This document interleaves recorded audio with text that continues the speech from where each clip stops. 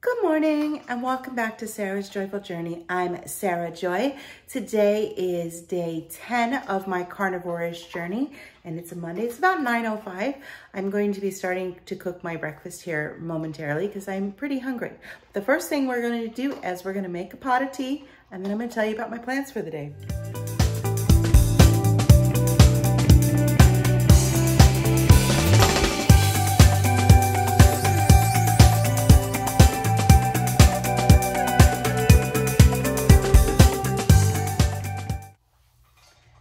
All right, for today's tea, I'm going to use one of my favorite teas. It's a black tea. It's called Paris. It is so delicious. It says it's infused with a delicate blend of currant, caramel, and citrus. So I love it. For my cup today, I'm going to be using one I haven't used before, but I got a couple of months ago. I'm going to be using my Tuscan June Glory, which has got this beautiful butterfly, which a lot of my collection now has butterflies on it, thanks to my Miranda Kerr Friendship Series, which has got nothing but butterflies on it. So what you saw was just water dripping off of it, I warm up my china by running it under warm water so it's ready for hot liquid when it comes. So because I love butterflies, I saw this little collection by Wedgwood called Butterfly Bloom. And I bought the first piece in that collection, or my first piece in that collection. It is a little teapot. Let me turn it around the other way so you can see it. And the tea is still steeping. This is beautiful. I just got it yesterday. And I'll take the lid off so you can see the lid.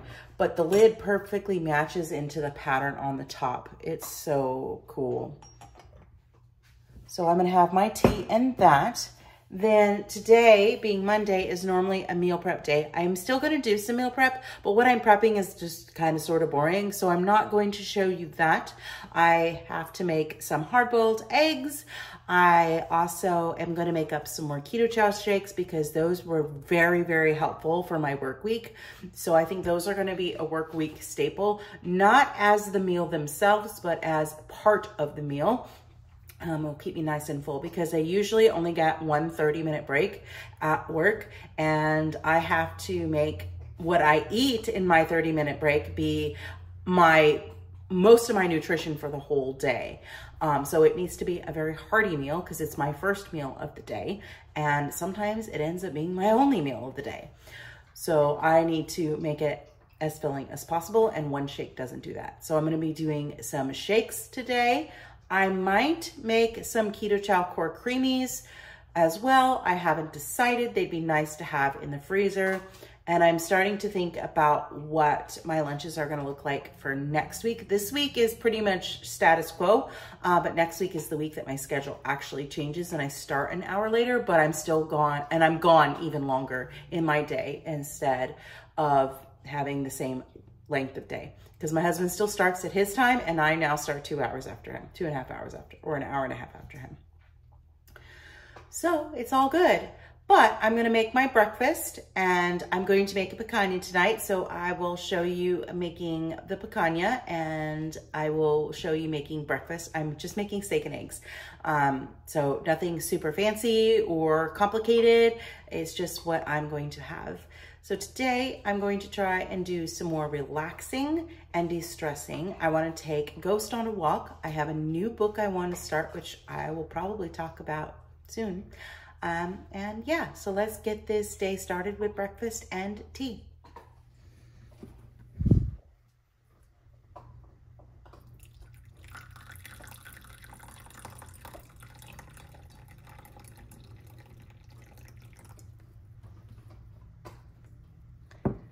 What's great about this pot is it's really little. It's smaller than the size of my stacked tea for one, but it holds more tea than my tea for one. Well, it probably holds about the same because the tea for one cups are bigger, but it holds about 4 of a standard teacup size cups of tea, which is probably, I don't know, like a big, I think these are like 6 ounces, so it's only like, it's not that much tea. Oh well, I'm gonna start on my breakfast and drink my tea while I'm cooking. So this is gonna be the steak that I have for breakfast tonight. We picked it up last night when we got the picanha. This is a top round steak. It's not super thick. It's about 3/4 of a pound. It's looks to be fairly lean, so I'm gonna fry that up. Not fry it up. I'm gonna cook it up in the cast iron skillet with some bacon grease, and I'll probably have 4 eggs. So let's get started cooking.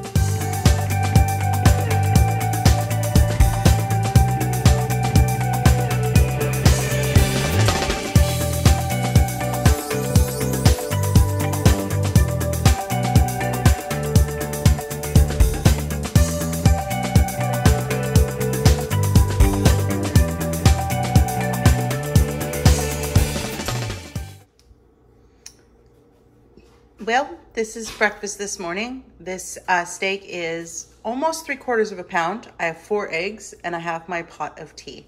I'm gonna sit down and enjoy this and then get cleaned up. I'm gonna start meal prepping and then we'll just see how the day progresses. Meal prepping has been going well. I am getting hungry because I don't think breakfast was quite big enough for me, so I'll be eating again soon, but I'm trying to get stuff done. So far, I have made 2 keto chow creamies with salted caramel whip in them to go in the freezer to chill. I've also made 3 shakes. I have 1 more shake I want to do, and I've boiled 1.5 dozen of eggs. So moving right along with the stuff that I need to get. It's just boring meal prep, so that's why I'm not showing it.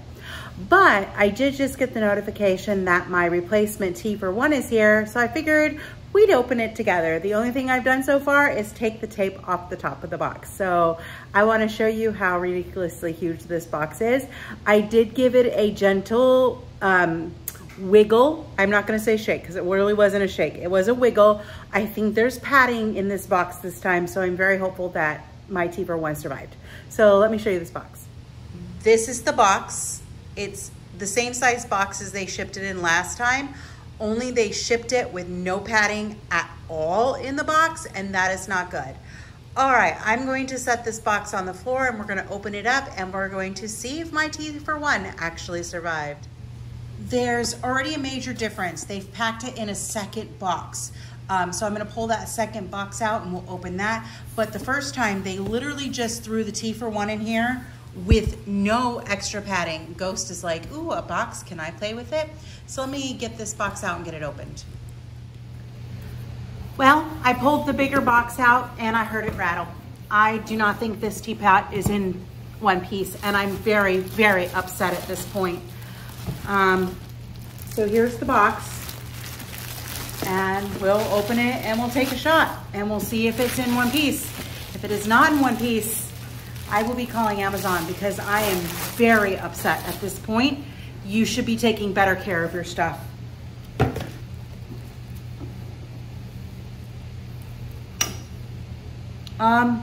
It's kind of in 1 piece so far. This is better. It's just completely fallen out of the box. How this is not broken, I don't know. I don't know. I'm going to be inspecting it really closely to make sure that it's okay. But I am definitely not going to be ordering China from Amazon again. I'm just going to order directly from either Wedgwood, because I collect Wedgwood, some Wedgwood, and I collect Royal Albert, which is also done by Wedgwood now. And Ghost is being in the way.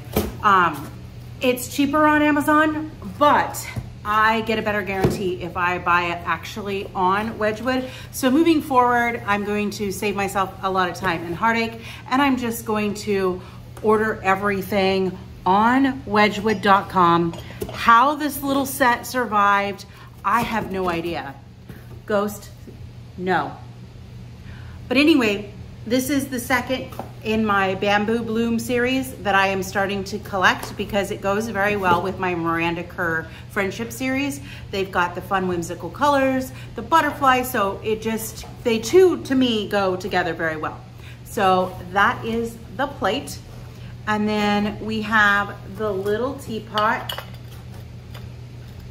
and tea for one on here. So it's just beautiful. So this is the pot, which was completely flipped upside down in the box.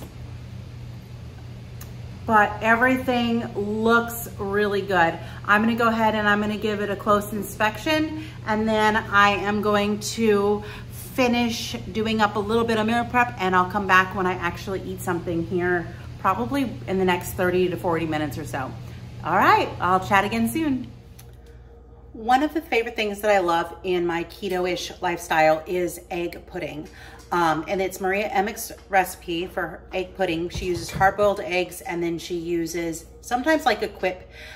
Two Crazy Ketos have done a version where they use scrambled eggs and they use keto chow.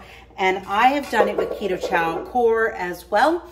And it has either almond milk or coconut milk. I think coconut milk gives it a richer taste. Hang on just 1 second. I've got to grab the bowl that Ghost is chewing on. He's trying to tell me he's hungry and he's already had his food. So I'm gonna take it from him so he's at least not clattering that all over the floor. Anyway, it's something that I really enjoy, and I wanted to be able to incorporate into my carnivore-ish journey that I'm on for the next, I still got 80 something days, 70 something days, something like that. I don't know, I have to figure out the actual math. I'm on day 10 of 90. So I have 80. That works. Fantastic. All right, well, anyway, I wanted to take advantage of that. So I played around. I boiled 12 eggs, and I used some salted caramel Equip Prime Protein. And I used some stevia, and I used water instead of any type of like almond or coconut milk. And I threw it in the blender. It's blended up quite lovely. The initial taste is good. It's a bit eggy, but of course that settles out after you chill it. So when I get around to eating some, probably tomorrow, I will give you a review. And if I'm really happy with how it turned out, I will, we'll make some together and I'll show you how I did it. Not that it's all that complicated. You can probably figure it out on your own. But anyway, I figured it'd be fun. I'm going to make some tuna salad right now because I am hungry. So let's get started on that. All right, I grabbed 1 can of tuna. I've opened it and drained it. That's the only thing I've done. And I'm gonna use the handle of my spoon to scrape out the rest. Mostly because I just don't want to waste another dish, but I don't want tuna in my mayo, even though I'm probably going to kill the rest of my mayonnaise, or pretty close, because I need to make some new mayonnaise anyway. It's been about a week. And then I'll just scoop out probably like a tablespoon of mayo. That may be too much. I'm going to do some salt and pepper. And then since I eat my tuna with a fork, I'll just mix it together with a fork.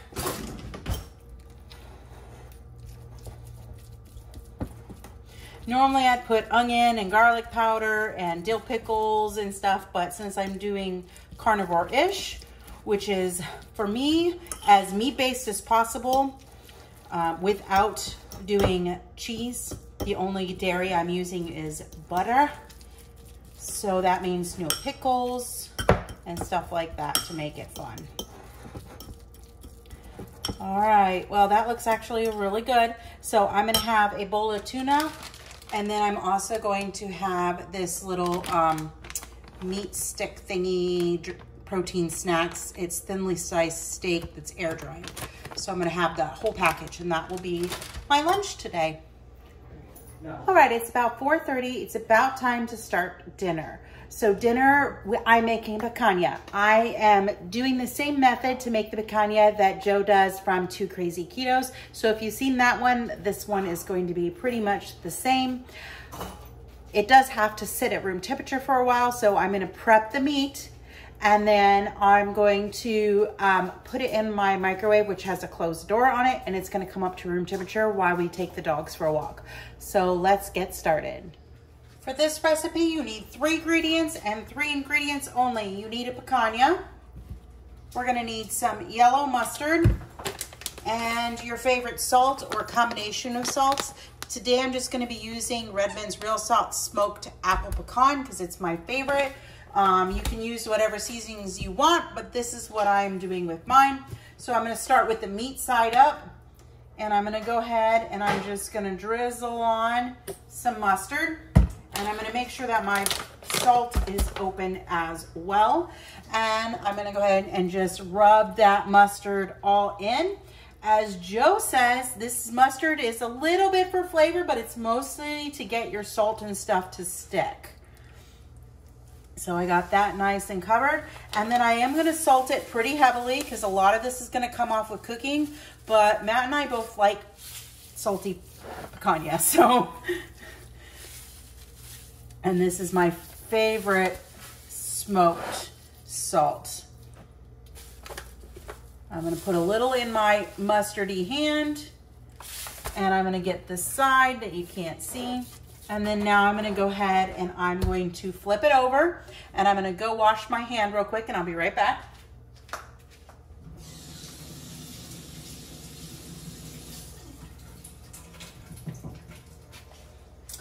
All right, then to prep this side, I have a knife, and we're going to just kind of score the fat. And we're just gonna score it at angles. And this is just to help to let the flavor get in. You don't want it to go all the way into the meat.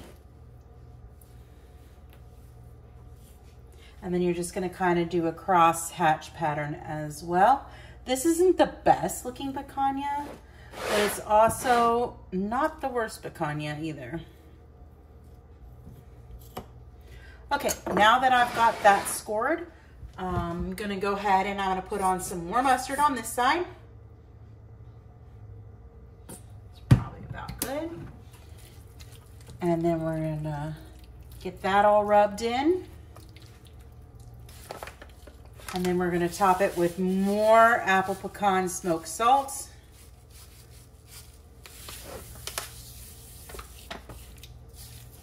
That nice and seasoned. I like to try and push it down into the crevices that we've created with our knife as well. A little bit more on this end. And again, I know this looks like a ton of salt, but a lot of it really does come off in the cooking process, and it usually comes out tasting just right. All right, so that is done. The next thing I'm gonna do is just put it in its cooking pan, and it's gonna sit out for an hour or so while we're walking the dogs, and then when we get back, we will come home and we'll cook it. All right, we are in the car. You can see big old Piper over there, and there is little Ghosters in the back seat. We're on the way to go up and walk at the lake, and then hopefully we'll let them run around the dog park as well. Bump, speed bump, and I'm gonna have a Celsius while we drive up. And all right, we'll check in as we walk along. Well, it's going to be a late dinner. It's 7:04. The oven is preheating to 275. I've gone ahead and I have stuck my meter into my meat, and I have set that cook. I'm going to cook it to a temperature of 135 degrees, and my meter will tell me how long that cooks. It should probably take a couple hours, but cooking picanha is that easy. Once this gets in the oven or comes out of the oven, I'll show you what it looks like. I'll tell you how long it took, and then we're going to finish it off in the broiler.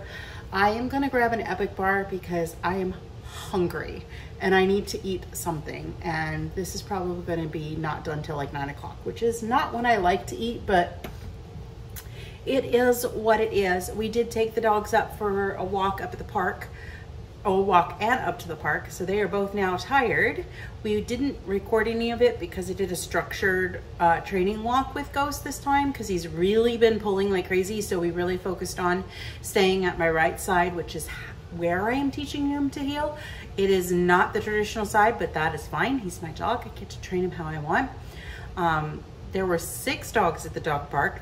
When we got there, there were 2, and then more joined.